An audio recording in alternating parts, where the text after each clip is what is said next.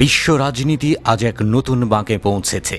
Ukraine সংকট দীর্ঘ সময় ধরে চলছে, তবে মার্কিন কর্মকর্তাদের স্বীকারোক্তি থেকে একটি নতুন পথের সূচনা হতে পারে, ঠিক কোরিয়ান যুদ্ধবিরতির মতো, যেখানে শান্তি স্থাপনের বদলে এক স্থগিতকালীন পরিস্থিতি তৈরি হয়। এই মুহূর্তে আমেরিকা এবং রাশিয়া উভয়েই প্রস্তুত এক বিশাল কৌশলগত পরিবর্তনের জন্য। কি হবে এর পরিণতি? যুদ্ধের সমাপ্তি, নাকি এই শান্তি অস্থিরতা বাড়বে?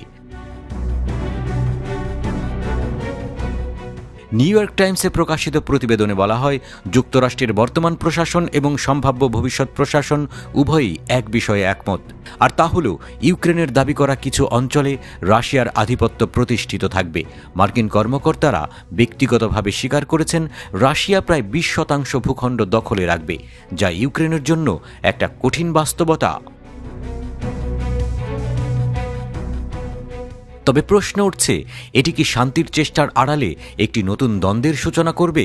ট্রাম্প এবং বাইডেন উভয়ের দলই বুঝতে পেরেছে, ইউক্রেনের পূর্ণ বিজয় সম্ভব নয়।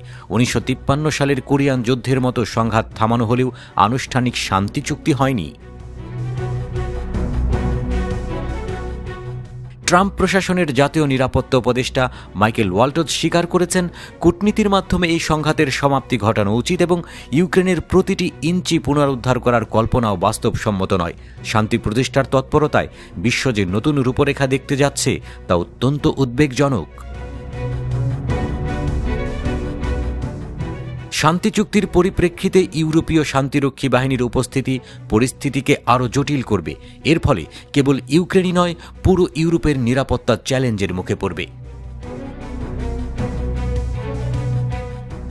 তবে বাইডেন প্রশাসনের দুই শীর্ষ কর্মকর্তাদের মধ্যে যে দ্বন্দ্বের লক্ষণ দেখা যাচ্ছে, তা কৌশলগত দৃষ্টিকোণ থেকে গুরুত্বপূর্ণ। একটি মূল বিষয় হয়ে দাঁড়িয়েছে, ট্রাম্প প্রশাসন কি ইউক্রেনকে গোয়েন্দা তথ্য ও অস্ত্র সরবরাহ অব্যাহত রাখবে? ইউক্রেনের সামরিক পরিস্থিতি এখন এক তীব্র শঙ্কার মধ্যে রয়েছে। ইউক্রেনের প্রেসিডেন্ট ভলোদিমির জেলেনস্কিও এখন কূটনীতির পথ অনুসরণ করার আহ্বান জানাচ্ছেন। তবে ইউক্রেনের নিজস্ব ভূখণ্ড পুনরুদ্ধারের ব্যাপারে কোনো আনুষ্ঠানিক আঞ্চলিক ছাড় দিতে তিনি একেবারে অস্বীকার করেছেন। এর মানে হল, কূটনৈতিক সমাধানের পথে এক শক্তিশালী পরীক্ষা অপেক্ষা করছে। এদিকে রাশিয়া এর মধ্যেই জানিয়ে দিয়েছে, কোনো ধরনের আঞ্চলিক ছাড়ের ব্যাপারে তাদের ইচ্ছা নেই। ক্রেমলিন স্পষ্টভাবে বলেছে যে তারা দোনেস্ক, লুগান্স্ক, খেরসন এবং ঝাপিরিজেহ অঞ্চলগুলো ছাড়বে না।